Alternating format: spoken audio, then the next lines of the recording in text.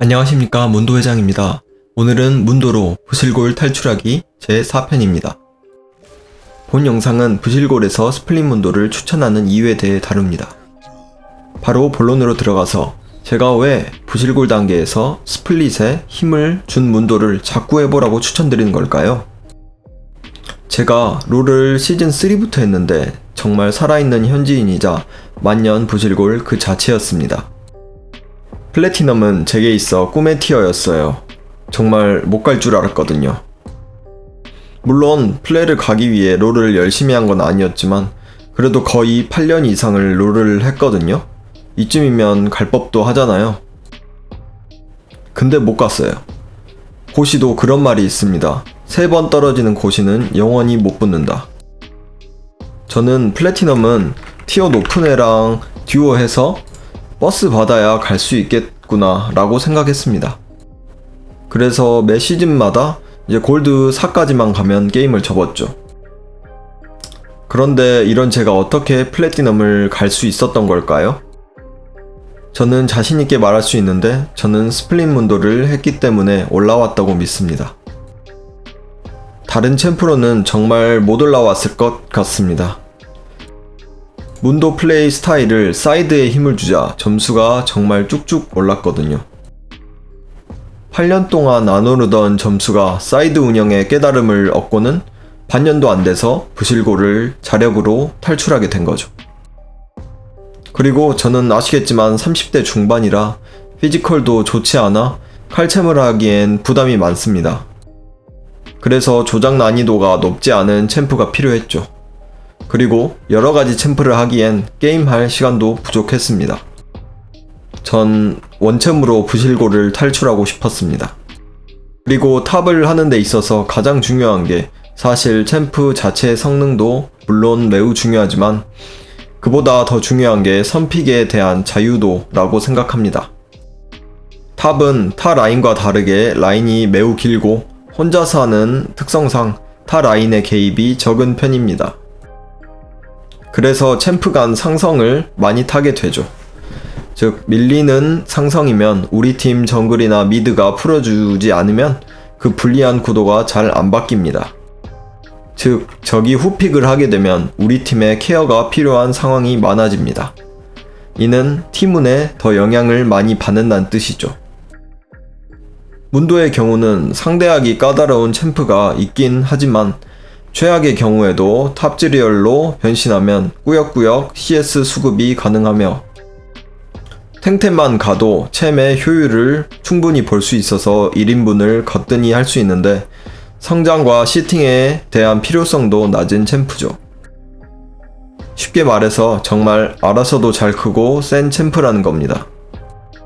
그래서 시팅이나 케어는 상대적으로 성장과 시팅 필요성이 높은 챔프와 포지션에 투자하는 게 좋은 거죠. 그래서 혹시라도 케어를 받게 되면 킬도 정글이나 미드에게 양보하는 게 좋고 걔들은 킬을 먹으면 강해지는 게 팀적으로 체감이 큽니다. 게다가 문도가 조작 난이도에 비해 라인전이 꽤나 세기 때문에 충분히 숙련도만 갖춘다면 어떤 챔프를 상대로 선픽을 박아도 괜찮습니다. 오히려 칼챔류가 카운터가 명확하기 때문에 선픽을 박으면 카운터가 떡하고 나오기 쉽고 그런 게임이 오히려 무기력하게 터집니다. 그리고 이는 솔랭에서는 굉장히 큰 리스크입니다.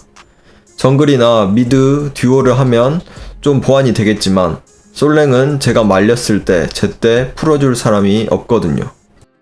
즉 점수를 올리는 데 있어서 성장 기대치가 안정적인 점은 굉장한 어드밴티지고 이는 멘탈을 지키면서 일관적인 플레이를 하는데 큰 도움을 줍니다. 이를 직접적으로 반영해 주는 게 뭐냐면 문도는 룬과 템트리가 거의 일정한 원챔 챌린저가 있다는 사실입니다.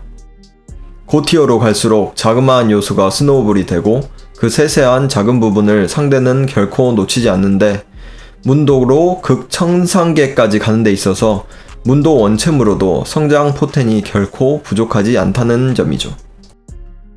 부실골은 말할 필요도 없겠죠? 실제로 문도 원챔 챌린저 꿀잼 사과잼님은 마스터까지 가는데 가장 쉬운 챔프를 문도로 꼽아주셨습니다. 저는 아직 플레라서 100% 공감하기는 어렵지만 어떤 챔프를 만나도 최악에는 반반이라도 갈 수 있고 많은 챔프를 상대로 라인전이 밀리는 경우가 적은 문도는 분명 매력있는 챔프라고 생각합니다. 어떤 챔프가 이렇게 컨디션 등락이 적게 국밥같이 든든하게 라인전을 할 수 있을까요? 또 다른 사항은 제가 2편에서 말씀드린 현 메타의 특성 때문인데, 즉 롤은 바텀 게임이라 게임에서 승리하려면 딜러진이 딜을 잘 넣어줘야 합니다. 그러나 아시겠지만 우리가 탑을 하면 우리 바텀은 항상 킹텀이죠. 이 과정에서 교전과 한타 때마다 열심히 합류해서 탱킹만 하는 거는 오히려 리스크가 있는 플레이라 생각합니다. 그런 플레이는 딜러진이 딜을 잘 넣을 수 있는 상황에서 해줘야 한다는 거고, 그래야 탱킹 효율이 올라간다는 거죠. 즉, 누울 자리를 보고 누워야 하는 겁니다. 그래서 솔랭에서는 1차적으로는 딜러진의 역량을 확인할 시간이 필요하고, 딜링 역량이 부족하다면 딜러진이 레벨과 템빨로 그 역량을 채울 수 있도록 사이드에서 적의 멱살을 잡고 흔들 사람이 필요하다는 거죠. 그리고 그것은 문도가 정말 잘하는 겁니다.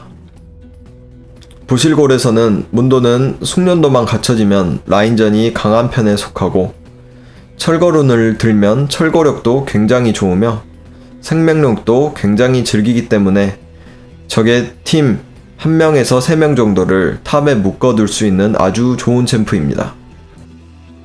문도를 안 맞고 외면하기엔 탑에 고속도로가 나버리거든요. 그리고 이러한 플레이를 지속하는 동안 우리 팀 딜러진이 성장할 시간이 나오게 되고, 딜러진의 성장이 어느 정도 받쳐주면 그때 문도가 탱커의 역할을 해주면 되는 거지요. 그리고 문도는 탱템을 위주로 가기 때문에 역할이 스플릿에서 합류로 바뀌더라도 전혀 무리가 없어서 매우 좋습니다. 그리고 이는 제가 스플릿 문도를 하는 데 있어서 3위일체를 추천하지 않는 이유입니다.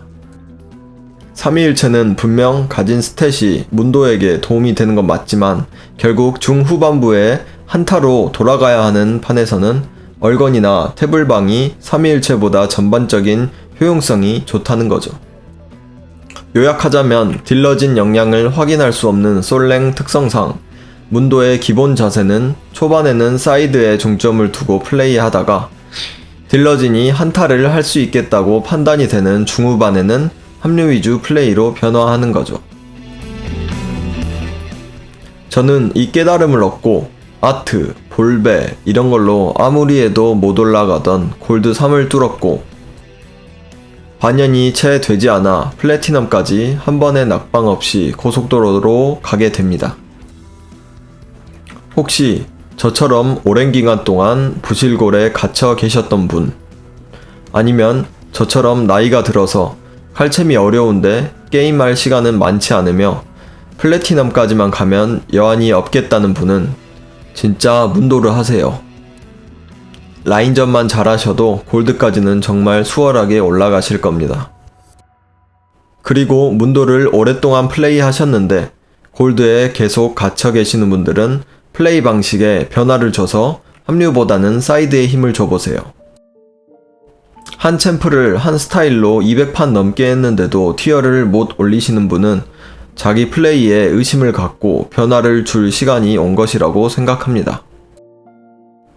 판수만 쌓으면 올라가겠다고 막연하게 생각하지 마시고, 벽이 느껴지시면 정말 제 영상 보시고 사이드에 힘을 준 문도를 50판만 해보세요.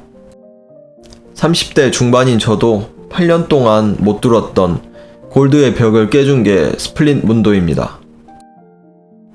100번 강조합니다. 자기 스타일에 안 맞는다고 하지 마시고 점수가 정체기에 있다면 진짜 한 번만 믿어보세요. 제가 올해 시즌 들어서 리메이크 문도는 처음으로 해봤는데 처음 하는 챔프로 8년 동안 어떤 챔프, 어떤 포지션으로도 못 뚫었던 벽을 뚫었습니다. 다이아까지는 바라지도 않고 플레가 목표라면 스플릿 문도가 답입니다. 답을 가까이에 두고 멀리 가지 마세요. 이상으로 영상 마칩니다. 구독, 좋아요, 알림 설정은 영상 제작에 큰 힘이 됩니다. 감사합니다.